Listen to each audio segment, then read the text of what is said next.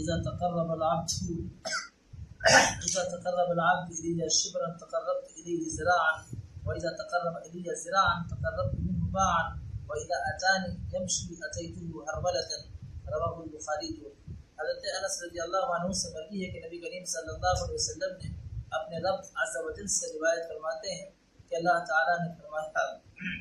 جب میرا بندہ میری طرف ایک بالش قریب ہوتا ہے تو میں اس کی طرف ایک ہاتھ قریب ہوتا ہوں، اور جب وہ میری طرف ایک ہاتھ قریب ہوتا ہے تو میں اس کے دونوں ہاتھ پھیلانے کے برابر اس کے قریب ہوتا ہوں، اور جب وہ چل کر میری طرف آتا ہے تو میں اس کی طرف دوڑتے ہوئے آتا ہوں. اس کو امام بخاری صلی اللہ علیہ وسلم نے فرمایا کہ بندہ مجھ سے سب سے زیادہ قریب جو ہوتا ہے وہ فرائض پہ ہوتا ہے، فرائض کے ذریعے قریب ہوتا ہے. یعنی اس میں تھا کہ وما تقرب الی عبدی بشیء احب الی مما افترضت علیہ، یعنی بندہ سب سے زیادہ مجھ سے قریب ان چیزوں کے ذریعے ہوتا ہے جو میں نے اس پر فرض کی ہیں. یعنی قربت کا سب سے پہلا زینہ یا قربت کا یا قریب ہونے کا سب سے پہلی سیڑھی یہ اللہ سبحانہ و تعالیٰ نے قائم کی ہے اور رکھی ہے کہ بندہ اللہ سبحانہ و تعالیٰ کے فرائض کو مکمل کرتا ہے، پھر اللہ سبحانہ و تعالیٰ کے لیے، اللہ کی محبت کے لیے اور اس کی قربت پانے کے لیے، اس سے اور نزدیکی حاصل کرنے کے لیے وہ نوافل کا بھی اہتمام کرتا ہے. تو میں اس سے اللہ سبحانہ و تعالیٰ کہتا ہے کہ ہم اس سے محبت کرنے لگتے ہیں، اور محبت کرنے کا معنی پھر اللہ سبحانہ و تعالیٰ نے فرمایا کہ بھائی احببت كنت سمعه الذي يسمع به، جب میں اس سے محبت کرنے لگتا ہوں تو میں اس کا کان بن جاتا ہوں جس سے وہ سنتا ہے، اور اس کی نگاہ یعنی آنکھ بن جاتا ہوں جس سے وہ دیکھتا ہے، میں اس کا ہاتھ بن جاتا ہوں جس سے وہ پکڑتا ہے، میں اس کا پیر بن جاتا ہوں جس سے وہ چلتا ہے. اس میں اس حدیث میں بہت سے غالب قسم کے یعنی گرو کرنے والے صوفی یہی مراد دیتے ہیں کہ اللہ سبحانہ و تعالیٰ ذاتاً بن جاتا ہے. حالانکہ جو بڑے بڑے مفسرین ہیں، علامہ امام ابن تیمیہ رحمۃ اللہ علیہ اور بہت بڑے علماء، وہ کہتے ہیں کہ اس حدیث کا یہ مطلب ہو ہی نہیں سکتا کہ اللہ سبحانہ و تعالیٰ بندے کے اندر ذاتی طور پر یعنی اللہ سبحانہ و تعالیٰ کی ذات اس کے اندر حلول کر جائے، یہ ہو ہی نہیں سکتا، اور یہ قرآن و سنت کے منافی تعلیم ہے یا نظریہ ہے. اور وہ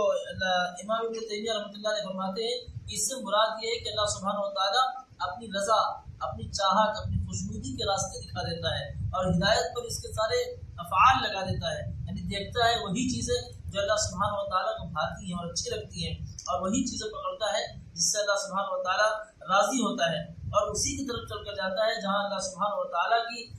خوشنودی کے اسباب مہیا ہوں. وَإِن سَأَلَنِي أَعْطَيْتُهُ، جب وہ مجھ سے کچھ مانگتا ہے تو میں اسے دیتا ہوں. وَلَئِنِ اسْتَعَاذَنِي لَأُعِيذَنَّهُ، جب وہ مجھ سے پناہ مانگتا ہے یعنی کسی شر اور بیماری یا کسی برائی سے وہ مجھ سے پناہ مانگتا ہے، یعنی اس کے شر سے بچنا چاہتا ہے اور ہمارے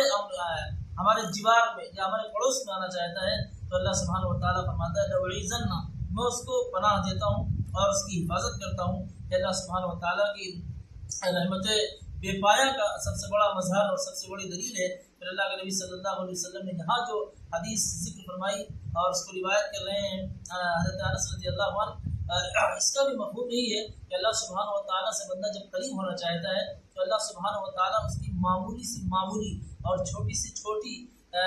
نیکی پر بھی اور چھوٹے سے چھوٹے خیر پر بھی اتنا زیادہ نوازتا ہے کہ اللہ سبحانہ و تعالیٰ کی رحمت کو دیکھتے ہوئے وہ کبھی اتنا اندازہ بھی نہیں کر سکتا. یعنی اللہ سبحانہ و تعالیٰ اپنی رحمت بے پایا اور کرم عمیم کے ساتھ اس سے ملاقات کرتا ہے. یعنی اللہ سبحانہ و تعالیٰ یہ فرما رہا ہے کہ بندہ میرے پاس تھوڑا سا چل کر آتا ہے تو میں اس کے پاس دوڑ کر آتا ہوں. یعنی اللہ سبحانہ و تعالیٰ کی رحمت ہمیشہ لپک کر بندے کو اپنے آغوش میں لینا چاہتی ہے، لیکن بہت سارے لوگ ہیں جو اللہ سبحانہ و تعالیٰ کی ذات اور اس کی صفات سے ناواقفیت کی بنا پر یا جہالت کی بنا پر دوسرے لوگوں سے اپنی مراد پوری کرنے کے لیے اس کی طرف لپک رہے ہیں، تو اللہ سبحانہ و تعالیٰ پھر ترکتہ و شرکہ والا معاملہ کرتا ہے. یعنی میں ان کو ان کے شرک کو ان کے حال پر چھوڑ دیتا ہوں. تم ان سے مانگنا چاہے تو انہیں سے مانگو. تو اللہ سبحانہ و تعالیٰ بہت زیادہ بندوں پر رحیم بھی ہے اور بہت زیادہ شفیق بھی ہے. اس لیے اللہ سبحانہ و تعالیٰ سے ہی تمام بندوں کو لو لگانی چاہیے اور تمام بندوں کو ذوق و شوق کی منزل اسی کی جانب طے کرنی چاہیے اور اللہ سبحانہ و تعالیٰ کو ہی اپنا آسرا اپنا سہارا قرار دینا چاہیے، کیونکہ وہی سب سے بڑی صداقت اور سب سے بڑی سچائی ہے.